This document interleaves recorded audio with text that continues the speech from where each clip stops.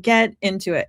I was just talking in my last post about how Baldoni's information has been posted in the most recent dockets, and I was starting to talk about how, like, I started to disagree with myself where I was going. Because initially I was thinking, what a horrible, awful thing. But then, really, in truth, what it comes down to is, in my opinion, what often happens when it comes to criminal court cases, especially when it comes to situations where there is, abusive dynamics playing out within a court case. And oftentimes in those cases, the expectation, and also, and not just the expectation, but the way that the legal world and the law enforcement world seems to be laid out is that these big long delays, these stretches of time in between events that happen within a case, are put in place to kind of draw out the and prove the behavior that somebody is trying to prove within a case.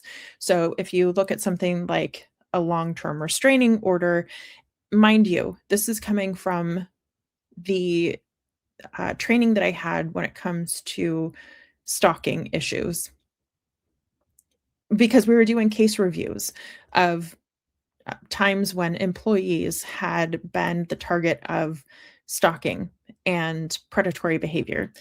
And one of the targets, the victims, had been stalked by their ex, and they had tried to make an attempt to receive a restraining order against their ex.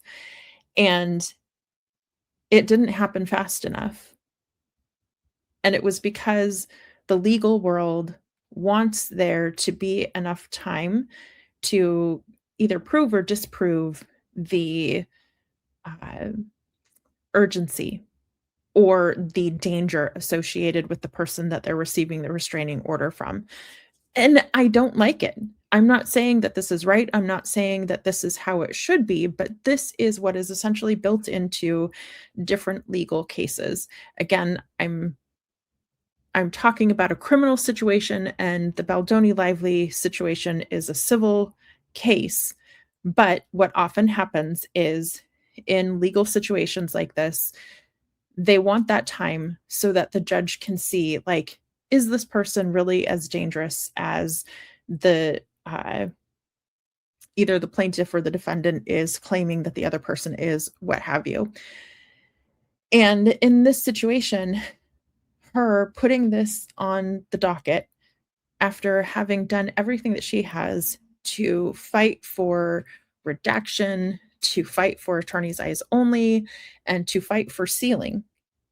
It, in my opinion, after thinking about it, because I heard myself talking and then I'm like, well, wait, because now this paints the very clear and obvious picture to the court specifically that this is a very one-way street situation.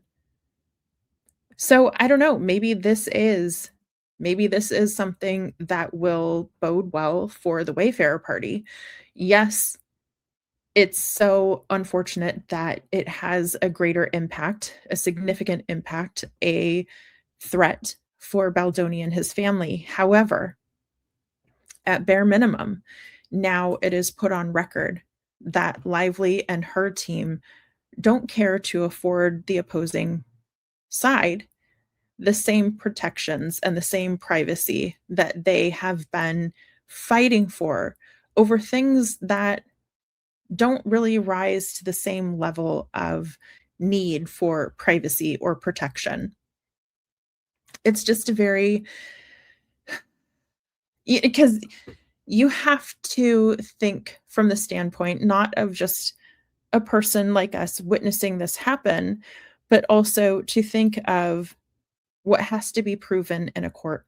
So this will make it a little bit easier for Wayfair to put on record, certain things that they've been trying to say, that, you know, Blake can do certain things, but if Justin does it, it's a problem. But if Blake does it, Is it really a problem? That's just how it should be. So now we have an instance on record where Blake has shown and demonstrated that she expects these protections and this type of privacy for herself, but she doesn't afford it to others. And so hopefully that is something that will work on behalf of Wayfair. I would think it does. And if I were a part of the legal team, I would make sure to highlight that and put that front and center, to put that out as a part of the pattern of behavior that Blake engages in.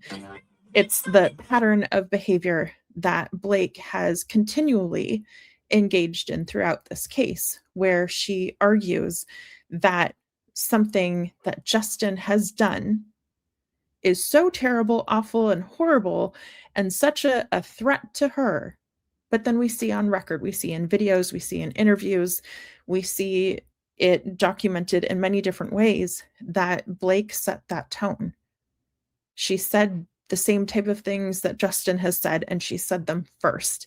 And Justin seemed to follow suit, seemed to follow the type of personality or presence that Blake was establishing. And then once he engaged in it, she called him out for being, retaliatory or harassing her, etc.